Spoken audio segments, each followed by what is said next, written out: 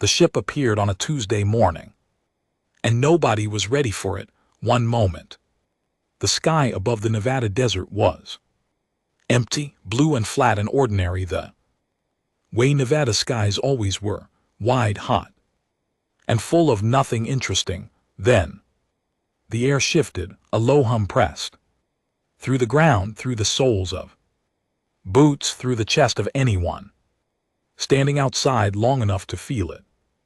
Then there was a ship where there had been nothing. It was enormous, the kind of enormous that stops making sense when you try to measure it with your eyes. Pale, almost white, shaped like nothing that had a name in any human language. It hung above the desert without moving, without making the noise a thing that sigh should make.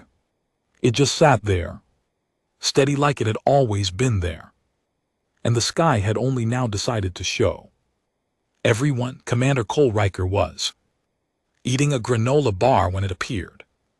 He was standing on the tarmac at Nellie's Air Force Base, having his second granola bar of the morning because the commissary had run out of real food, and he was not the kind of man who complained about small things. He looked up, he looked at the shape in the sky. He finished the granola bar slowly, then he walked to the trash can by the hangar door and threw the wrapper in. Then he called the general. "We have company." Cole said. "We know," the general said. "Are they friendly?" Unknown. Cole looked at the sky again, at the thing that wasn't moving, at the way the sunlight hit its surface and did something strange there, like light on water, but wrong. "Okay," he said, and that was the end of the conversation. Within 4 hours, the base had changed completely. Vehicles lined the perimeter, personnel moved in quick and quiet patterns. Scientists, analysts, and people in suits that didn't quite fit right had arrived in helicopters and black cars, and were already arguing with each other. The desert was still hot. The ship was still there, not moving, not doing anything threatening, not doing anything at all, which somehow felt worse. Maravas arrived on a military jet from Columbus, Ohio. She was a xenolinguist, a title that had meant almost nothing before the Tuesday and would mean everything after.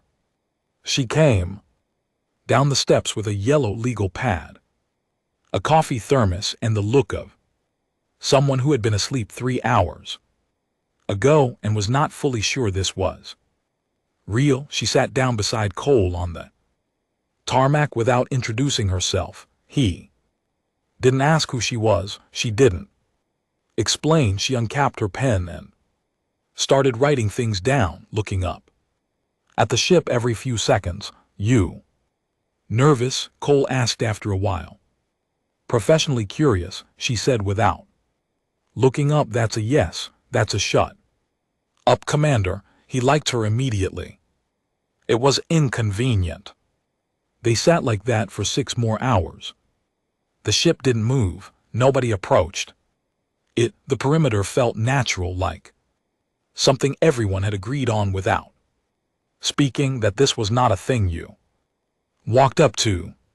The desert light went long and orange, and still the ship sat in the same place, patient in a way that felt very much on purpose, like it was waiting for the humans to calm down and just look. At hour 7 something came down from it, 3 of them tall, not tall the way a basketball player is tall, but tall in a way that took a moment to process. Silver looking, though silver wasn't quite right. It was a color that seemed to shift when you looked directly at it. They moved the way smoke moves when there is no wind, smooth and slow and completely without sound. They came down from a part of the ship's underside that opened without a visible seam, and they settled on the tarmac and stopped. They looked at the humans. Everyone on the tarmac looked back. Cole stood up.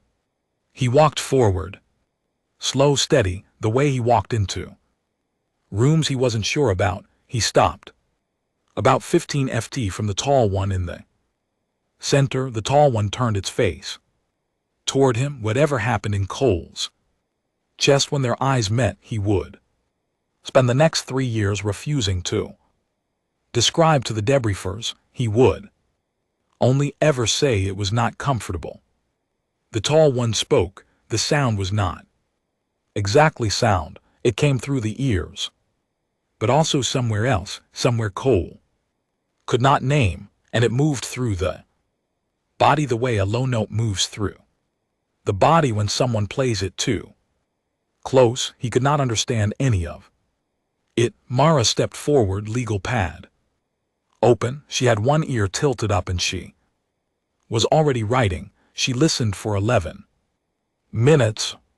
She translated as she went, voice low and steady in the way that steady is built on top of something that is not steady at all. Cole watched the tall one's face and could not read it, could not find anything familiar in it, could not do the thing he always did when he needed to understand someone. Then all three of them turned and went back the way they had come, up smooth. Silent, the seam in the ship closed. Ship hung there same as before, still. Patient, Mara looked at her legal pad. Well, she said. Yeah, Cole said. They've been looking for us for 400 years. The air around that sentence fell very still. There's a prophecy, she said. She said it like a word she wasn't sure fit in her mouth yet. Very old. Older than their recorded history. They say we're in it.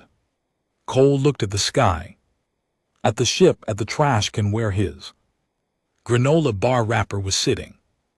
Ordinary and real. What does it say, he asked. Mara looked at her notes. Read it to herself first once, then read it out loud. The species of no resonance who nonetheless endure, she said, chosen not for what they carry but for what they refuse to put down.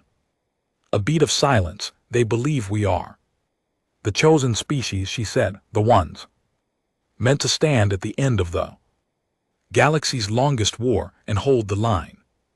Cole thought about this. We're humans, he said. I know, we can't agree on what to watch on television. I know, she said, and wrote something in the legal pad and did not look at him because if she looked at him she was going to start laughing, and she was not confident she would stop. Nina Graves arrived by jet within the hour. She came with a briefing binder in the face of someone given a problem too large for a binder. She read Mara's translation, then read it again, then looked up. What is resonance, she asked. Mara had been working on this since landing. The V. That's what they call themselves. They use that word for a kind of connection. Every species they've ever encountered has it, some more than others. It's the ability to feel the universe's bass frequency, to tune into it like a harmony. Nad looked at her for a long moment. We don't have that. No, humans don't have that, no, and they think we are the chosen ones. They do. They believe ours is dormant, not absent, just locked. They believe their trials will open it. The word landed in the room like something with weight. Trials, Cole said. Mara checked her notes. They begin in 36 hours. Cole looked out the window at the ship, still hanging over the desert, pale and enormous and unhurried. He thought about resonance, about harmony, about connecting to the frequency of the universe. Then he thought about humans, about everything humans were and were not, about the way they built things and broke them and built different things, about granola bars and legal pads and calling the general at 7:00 in the morning. 36 hours, he said. Yes, Mara said. He nodded once. Then we'd better get some sleep. The trials were not built for humans, that was clear from the first morning. The chamber where they were held was clean and white and very tall, and it smelled like something Cole could not identify. Not bad, not good, just deeply unfamiliar. The VTH had set up 7 tests. They had explained each one through Mara, calmly, carefully, like teachers explaining something that should be simple. Each one was designed to awaken what they called resonance, the inner frequency every species was supposed to carry somewhere inside them. The 8 humans who had been selected stood in the chamber in their regular clothes and their regular shoes. They had been told not to bring weapons. They had brought coffee and paper cups. The first test was called the cord. 3 Veth stood at the far end of the chamber and made a sound. Calling it a sound was not quite right. It was more like a pressure, like the air itself had found a pitch and held it. In every species the VTH had ever tested, this cord had done something. It reached into the resonant part of a living thing and woke it. The tested species would feel it move through them, and they would respond naturally without thinking, like a string vibrating because a nearby string was played. The human stood there. Danny Falk, Cole's second, was 28 years old, and from Albuquerque. He had the kind of honest face that made people trust him. Right away, he leaned toward Cole and whispered, "Am I supposed to feel something?" "I feel nothing," Cole said quietly. "I feel like I left my oven on," said Owen Price, the engineer who had not left his oven on, but who always worried in moments of stress that he had. Mara was humming, not the cord, something else entirely, a small and absent sound, the kind you make without knowing you're making it. Cole recognized it later as the theme song from a children's cartoon she had mentioned watching as a kid. She had no idea she was doing it. The vest stopped the cord. They turned to each other and made sounds among themselves that Mara, watching carefully, would later translate as concerned. The second test was called the mirror. It was a pool of still water that was not quite water. It had a quality to it, a depth that didn't match its size. Every resonant species the VTH had ever brought to the mirror had seen themselves in it, not their faces, their inner shape, the form of their consciousness made visible. Species had wept at it.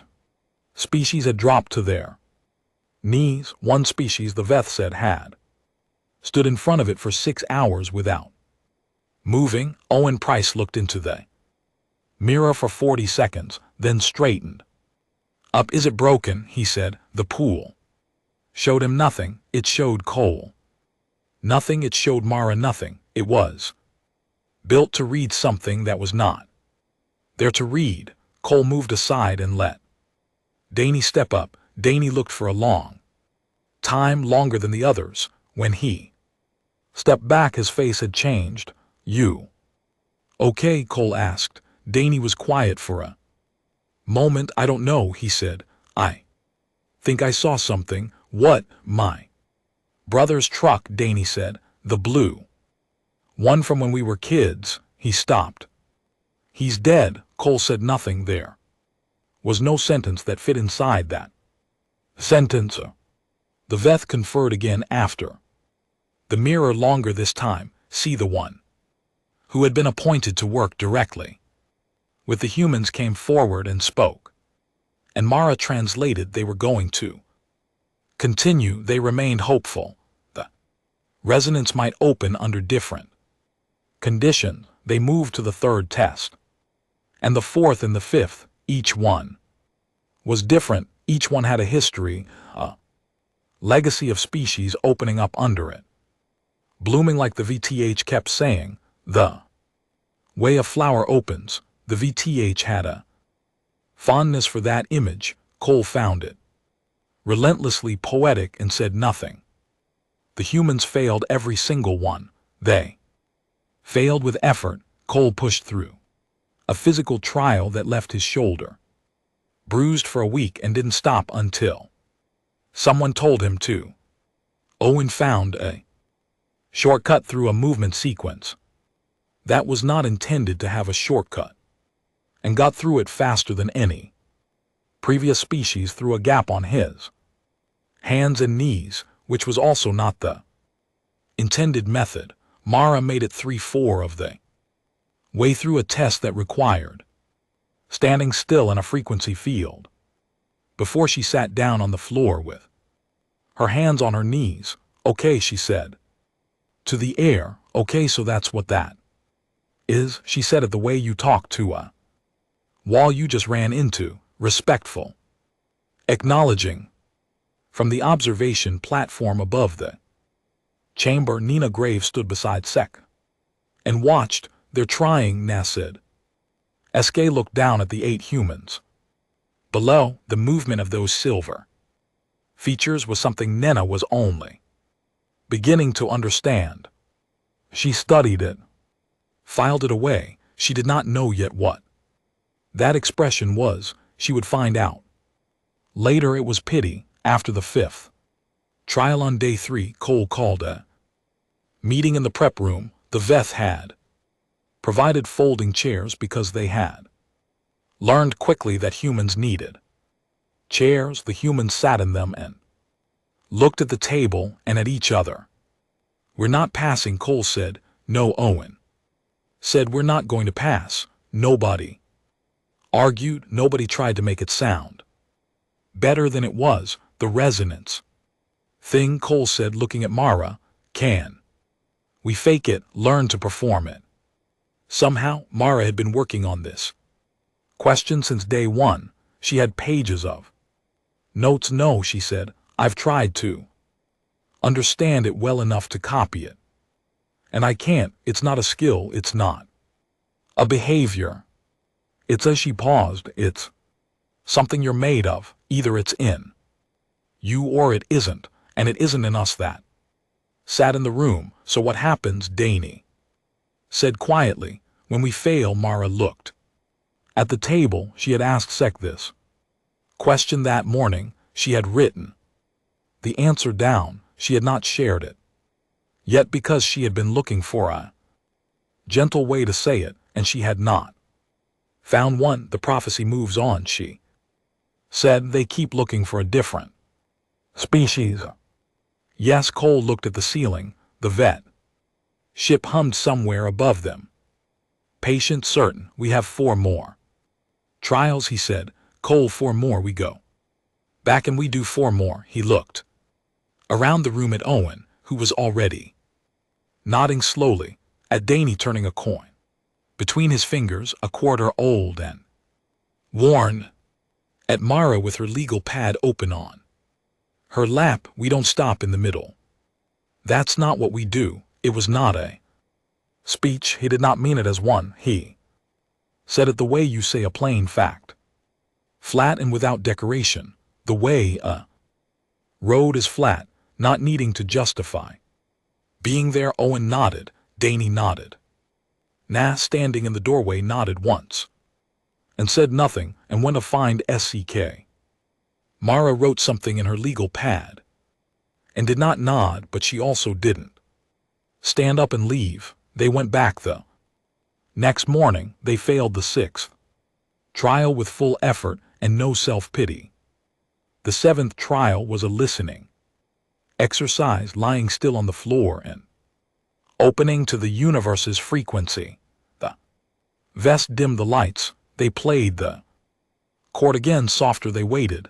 Danny Fogg fell asleep, not because he didn't care, because he had not slept well in 3 days, and his body made the decision for him while his mind was still trying to listen. He woke up 20 minutes later with a line on his cheek from the floor and looked around and Said, "Did it work?" Nobody answered.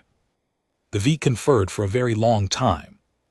After the 7th trial, longer than before, Sek came to find Mara privately before the official session and spoke to her in low tones. Mara wrote it down. She did not share it with the others. That night, she sat in her room in the temporary quarters the VTH had arranged for them, small, clean, smelling of something that wasn't quite air. And she looked at her notes and she thought about 400 years and prophecies and species that bloomed like flowers and what it might mean to be the ones who didn't. Outside, the ship hummed. The desert was quiet. The stars were the same stars they always were, only from here they looked slightly different, arranged in a pattern that reminded her of nothing she could name. She capped her pen and turned off the light and lay on her back in the dark. The ceiling did not tell her anything useful. The VTH council met for 9 hours. Cole and Mara waited in the prep room. Owen had fallen asleep in his chair, the way only people who have truly stopped fighting the situation can sleep fully without apology. Danny sat on the floor instead of the chair, his back against the wall, turning his coin the same quarter over and over. Cole watched it catch the light and didn't ask about it. Mara had her legal pad open but wasn't writing anything. The 9th hour ended. Sek came through the door. They all knew before Sek spoke. The way Sek moved was enough, slowly and with the particular stillness of something that has made a decision it does not enjoy making. The council has reviewed all 7 trials. Mara translated, watching Sek's face with the focused attention she brought to everything. Humanity has demonstrated commitment, courage, adaptability. The council honors these things. She paused. Her voice stayed level. But the court has not opened in any of you. The resonance will not wake. The prophecy was perhaps misread. Another pause. The VTH are grateful for humanity's effort. The VTH wish humanity long life. The VTH must continue their search. Sek stood there for a moment after, then turned and left. The room was quiet. Owen was awake, now sitting up in his chair, eyes on the table. Danny had stopped turning the coin. Cole looked at the window at the pale shape of the ship still hanging out there above the desert and felt the particular heaviness of a thing that was over. The ship left the next morning. No ceremony, no farewell. The seam in its belly opened. The 3 Veth who had descended came back up, and then it simply rose and thinned and was gone. The sky was empty and blue again, and looked exactly as it always had. The world spent 6 weeks processing what had happened. Every television channel ran something. Every newspaper had something.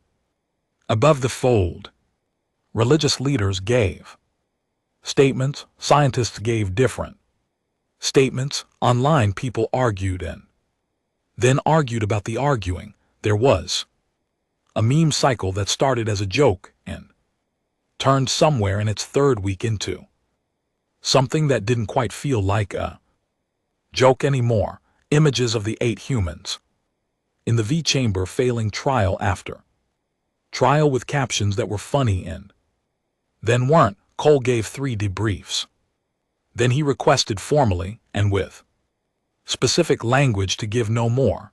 The request was granted. He drove back to his apartment in Virginia, which smelled like old takeout and dust. He sat on the couch. He did not turn the television on. He sat there for a long time and then he went asleep. His phone lit up at some point with a message from Mara, still going through the full prophecy. Text, something feels off. We'll let you know. He saw it in the morning. He left It unread after reading, which was not a thing he usually did, but he also did not delete it. 6 weeks after the vet left, the choir arrived. Nobody had told humanity about the choir. This was an enormous failure, though no one had meant it to be. The VTH had assumed that once humanity was released from the prophecy, humanity would simply not be involved. A small warm species on a small planet with no resonance, with no place in the larger story of the galaxy. The choir would have no interest in them. The choir was interested in everything that was their nature, not a species exactly, more like a tide, a vast and distributed intelligence that moved through the galaxy and touched what it found there. Every species with resonance, when the choir reached it, became part of the choir, added its frequency to the whole, joined the larger sound. It was not violent exactly. The vest did not call it violent. The species that had been absorbed by the choir had not called it anything at all afterward. When the choir's signal first appeared at the edge of the solar system, every detection array Earth had began recording it simultaneously. It was not like the vet ship had been.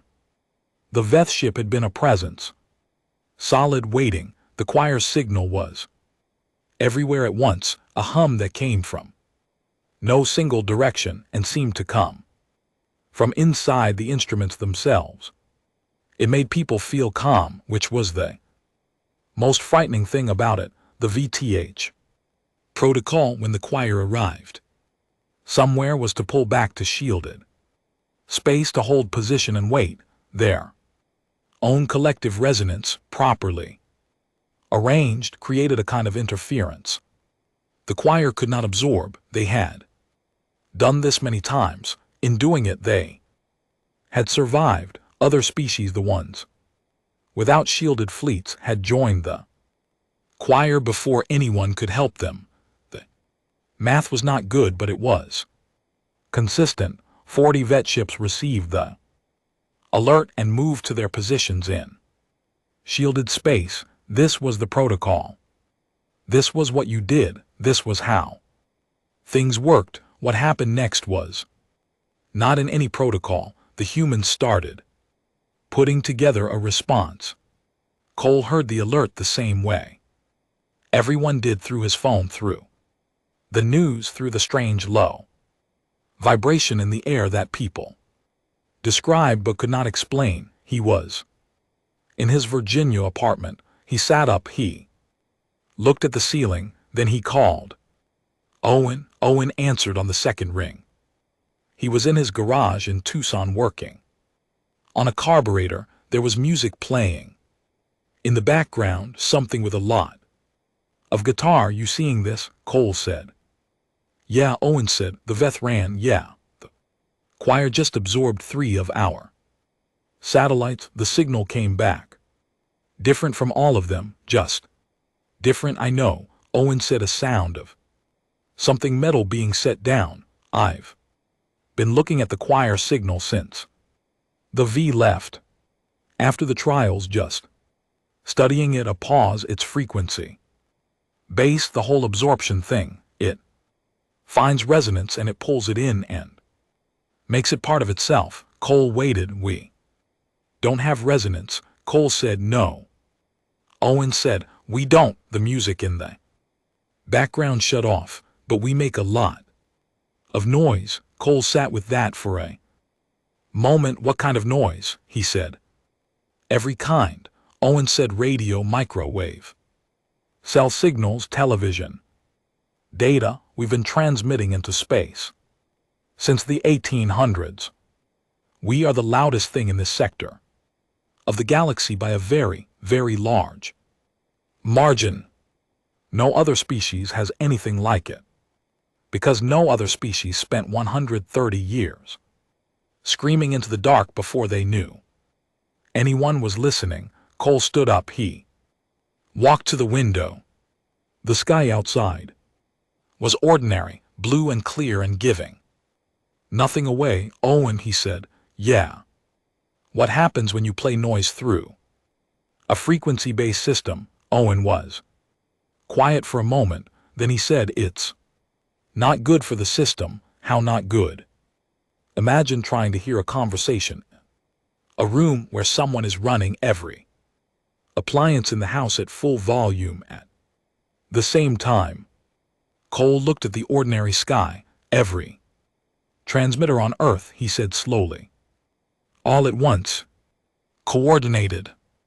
Owen didn't answer right away. Cole could hear him thinking, it would take everything we have, every antenna, every array, every tower. You'd have to get every government on the planet to cooperate in about 48 hours. Nina Graves can do that, Cole said. Can she? She got 17 countries to agree on a trade agreement in 11 hours once. She's terrifying. He picked up his jacket. I'll call you back, he called Myra on the way to his car. She picked up on the first ring. She sounded like someone who had not been sleeping. I'm not a soldier, she said before he got a word out. I know, he said. I need a translator. For what? For when we talk to the Veth and tell them what we're about to do. A long silence. What are we about to do? She said. Something the math says we shouldn't, he said, which means we're probably the only ones who will. He heard her pick up her legal pad. He heard her uncap her pen. Okay, she said. Talk 47 hours. That was how long it took. 47 hours of phone calls and video conferences and arguments in languages Cole didn't speak, and arguments in English that he did, of Owen in his garage in Tucson not sleeping and not stopping, of Nina Graves making calls to people whose names Cole would never know, of Mara at a borrowed desk somewhere in a Pentagon conference room with pages of translation spread around her like a second skin. 47 hours, and then the whole planet screamed. But that came at the end. The beginning was slower. Cole drove through the night to get to Nellie's. He didn't wait for a flight. He stopped once for coffee at a gas station outside of Richmond and stood under the fluorescent lights and looked at his phone at the choir signal maps. People had already started posting online at the calm blue bloom spreading from the outer solar system inward, steady and patient. And he thought about the word patient. The Veth were patient. The choir was patient. Everything with cosmic knowledge seemed to operate at a pace that had nothing to do with human time. He got back in the car. Owen had been right about the noise. Cole knew it the way he knew certain other things, not because he had run the numbers himself, but because Owen had, and Owen was not a person who was wrong about machines and signals. The choir was a frequency intelligence. It searched for resonance. It found it, matched it, absorbed it. That was its entire nature. What it had never encountered, what no one had ever thought to put in its path, was a species with no resonance at all, only the capacity to generate enormous amounts of incoherent signal noise, pure human 100-year accumulated noise. The question was whether that noise, directed and simultaneous, would be enough to disrupt something the size of the choir. Owen did not say yes. Owen said worth finding out. Now was already working by the time Cole reached the base. He didn't know when she had slept. He was not sure she had. She had a headset on and was talking to someone in what sounded like French and writing something on a whiteboard at the same time. She pointed at Cole when he walked in and pointed at a chair which he understood to mean sit down. I will get To you he sat. He read Owen's technical breakdown on his phone. He read it. Again, 20 minutes later, Nena pulled the headset off and looked at him. 14. Government's confirmed, she said, working on 9 more. How long? 6 hours. Maybe 5. She looked at the whiteboard. The hard part isn't the government's, the hard part is the coordination. Every transmitter has to fire at the same moment, every array, every tower, every antenna. The signal has to be simultaneous to work. Can we do it? She looked at him the way she looked at questions she found too simple to answer. Yes, she said, and put the headset back on. Cole called Mara. The Veth are in shielded space, Mara said. I've been trying to reach Sek's ship for 2 hours. I finally got through. Her voice was steady, but the steadiness had a different texture now, thinner, more deliberate. They want to talk, but Cole, they already know what we're planning. Or they've guessed, and they don't think we'll survive it. A pause. Sek said the choir will turn its full attention to the source of the disruption to us. I know, Cole. Mara, they're saying we'll be destroyed. Maybe, he said, but we won't be absorbed. That's the difference. He looked at the base around him, at the people moving with purpose, at the whiteboard covered in Naz handwriting. We are not going to join the choir. That's not what happens to us, even if the rest of it goes badly. That's not what happens. Mara was quiet for a moment. He could hear her breathing. He could hear the sound of papers being moved. Okay, she said, I'll set up the call. He spoke to Sek through Mara's translation. Sek's ship was a visual presence on the screen, silver and calm in the dark of shielded space very far away. Sek's face was the same as it had always been, unreadable in all the ways that Cole had never fully cracked, readable only the moments when it wasn't trying to be.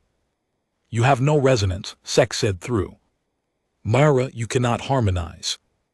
You cannot join the choir, so they will simply end you. Maybe, Cole said, but they can't have us, and we can give them a problem they've never had before.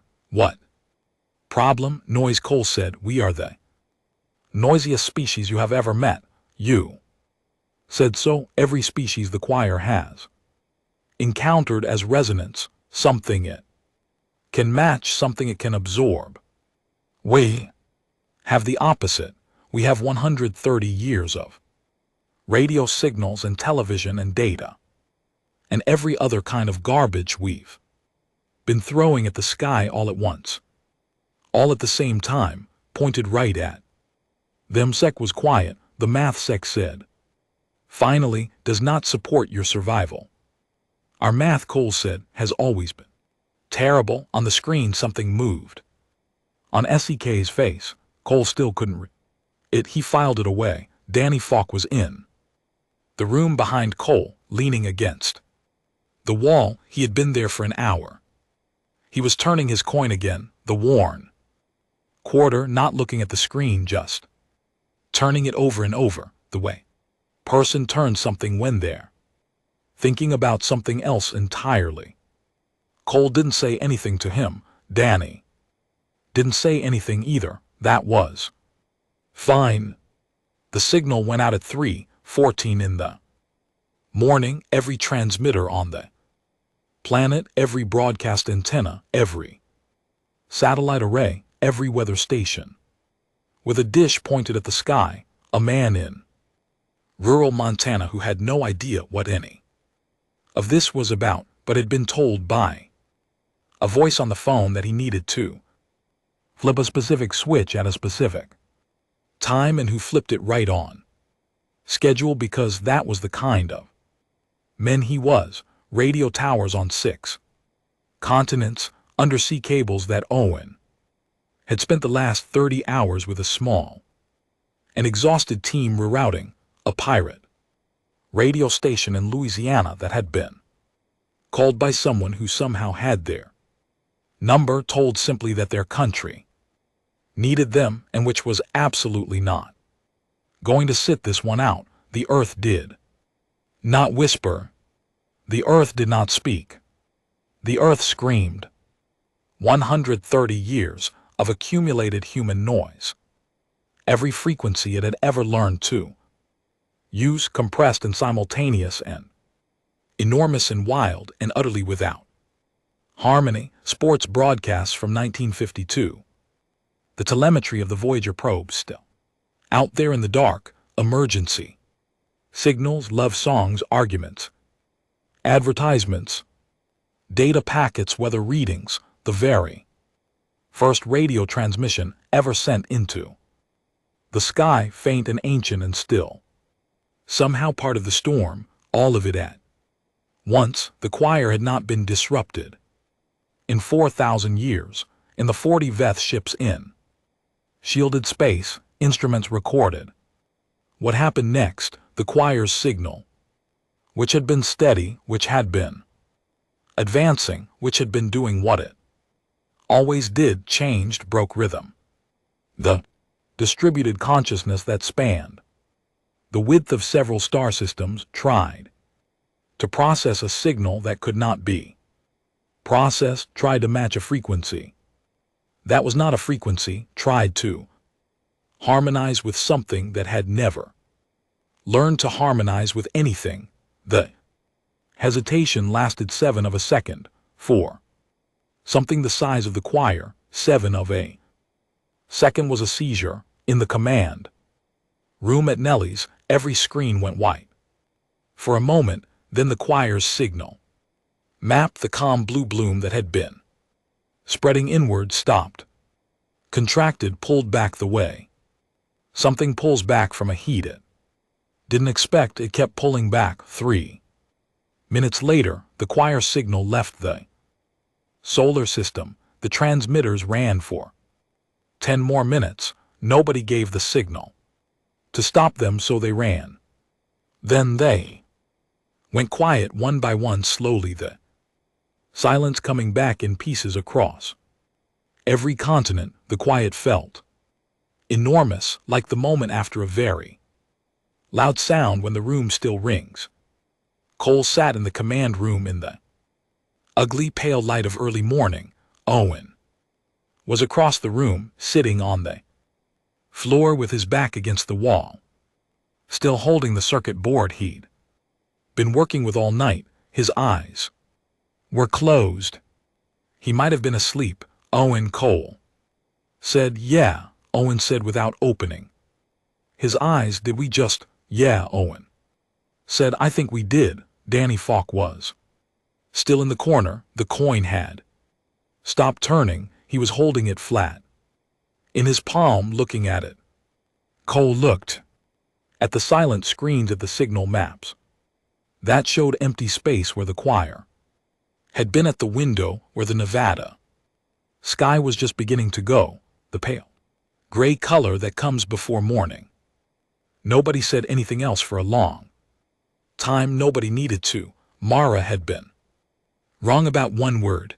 That was the whole thing. One word in a text that was 400 years old, copied through 6 layers of translation before the VTH had ever brought it to Earth. One small word that the VTH had read one way, because every piece of experience they had ever gathered had told them to read it that way, in which it turned out meant something else entirely. She called Cole at 6:00 in the morning, 2 days after the choir left. She had not slept.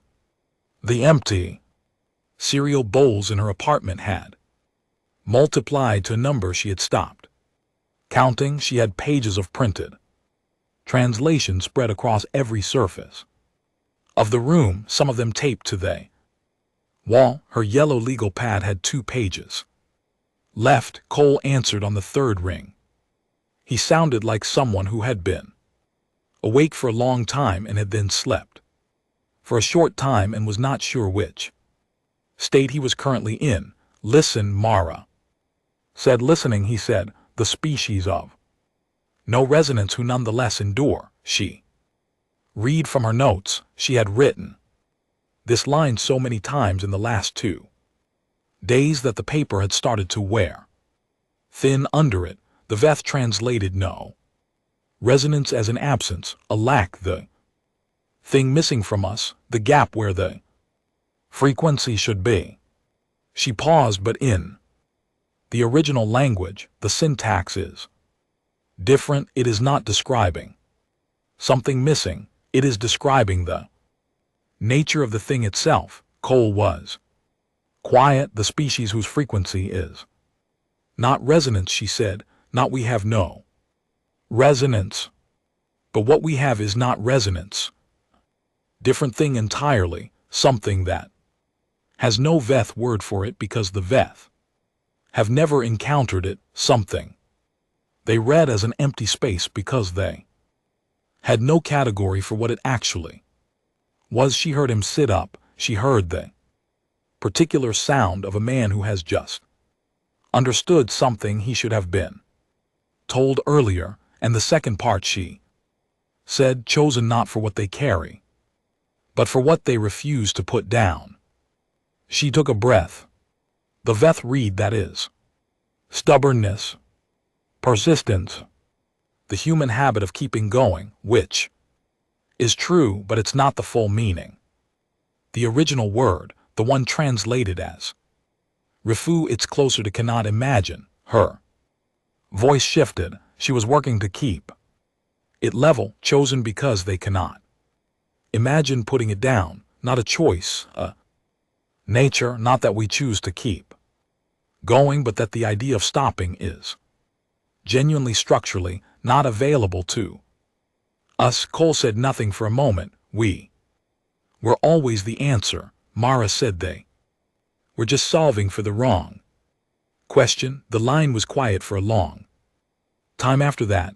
Get some sleep, Cole finally said. I will, she said. She did not. She kept working. The Veth came back 3 weeks later. One ship, Zeg, came alone, descended the same way as before, smooth, slow, the color that was not quite silver, and landed on the same Nevada tarmac, the same dry heat, the same vast blue sky. Cole was there when the ship arrived. He had known they were coming. Mara had established a communication channel with SEK's ship the week before, and this visit had been arranged. He had driven in the night before and gotten a room at a motel on the edge of the base and eaten a bad breakfast and sat on the bed for a while, thinking about nothing useful. Mar stood beside him. She had a new legal pad. The old one was full. Danny was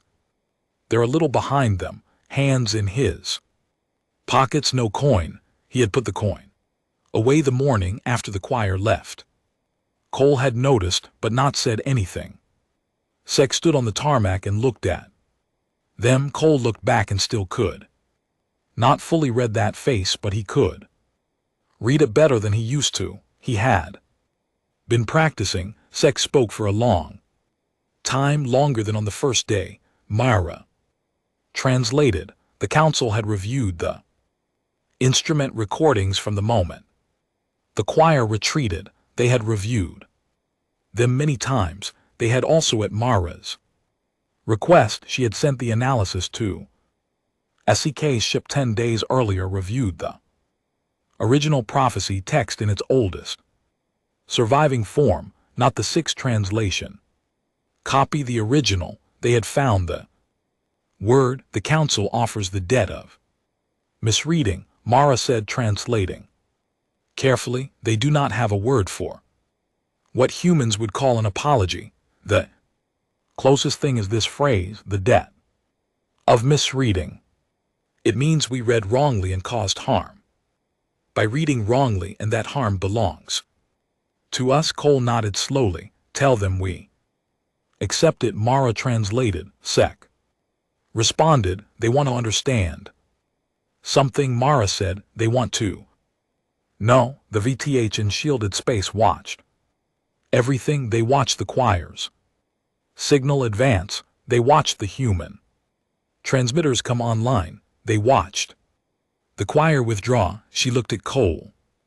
They want to know how you knew it would work. Cole looked at the sky, at the ship, at the trash can by the hangar. Door that still had the same paint. Slightly peeled at the bottom edge that it had always had. The honest answer was that they had not known. There had been no certainty. Owen had said worth finding out, which was not the same as this will work. Na had coordinated 14 governments in 6 hours because that was what she was capable of, not because the outcome was guaranteed. Danny had stood in the corner turning a coin because that was how he handled the space between doing everything you can and waiting to find out if it was enough. They had not known. Tell them we didn't. No, Cole said. Mara looked at him. Then she translated. Sek went very still, that particular stillness, smoke with no wind. Then why, Sek said through Mara's voice, did you do it? Cole looked at Danny. Danny was looking at the ground. Mara's pen was hovering over her legal pad because it needed doing, Cole said. Mara opened her mouth. She was going to say something.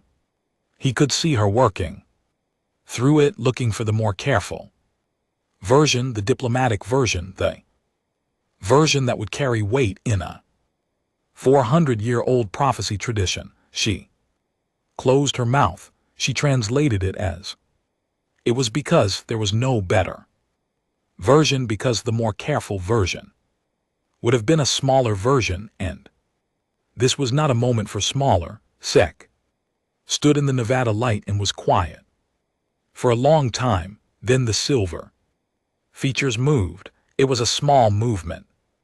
Brief. Cole would not have been sure of it except that Mara made a sound beside him, short and involuntary, the kind of sound that escapes before you decide to make it. What? Cole said. She looked at him. Her eyes were bright in a way that had nothing to do with the sun. That was a smile, she said. I think that was a smile. Behind them, Danny lifted his face up from the ground and looked at the sky, at the shape of the Vest ship against the blue, vast and pale and no longer strange in the way it had been on the first morning, still large, still beyond any easy understanding, but familiar now in the way things become familiar when you have failed in front of them and held your ground anyway. C spoke again. Mara translated. The VTH would like to revise their understanding of the prophecy, not change it. Understand it more correctly. The species of no resonance. They now read this as the species whose frequency was never resonance, who carried something else, something the universe needed not to harmonize with the choir, but to refuse it to be the one thing the choir could not touch, could not absorb, could not make part of itself. She stopped, swallowed, kept going. The prophecy was not wrong. The Veth were reading for the wrong gift. Cole stood there on the tarmac in the Nevada heat. He thought about the trials, about the mirror that had shown Danny a dead brother's blue truck and had shown everyone else nothing, about Mara humming a cartoon theme song without knowing she was doing it, about Owen on the floor of the command room with a circuit board in his hands, eyes closed, already asleep before the silence had finished returning, about the man in Montana who had flipped a switch because someone asked him to, and because when it needs doing, you do it. He thought about what it meant to be chosen, not for grace or for harmony or for the beautiful blooming flower-like opening of something divine, chosen for the ordinary, stubborn, furiously unromantic fact of being unable to stop. Chosen for the noise, the VTH ship hummed above the desert the way it had. On the first morning, patient and certain, but its patience now felt different, not the patience of something waiting for humans to become something else, the patience of something that had finally, after 400 years of looking, found exactly what it came to find. The earth turned underneath it, loud as always, stubborn as always, completely impossible to harmonize with, exactly as chosen.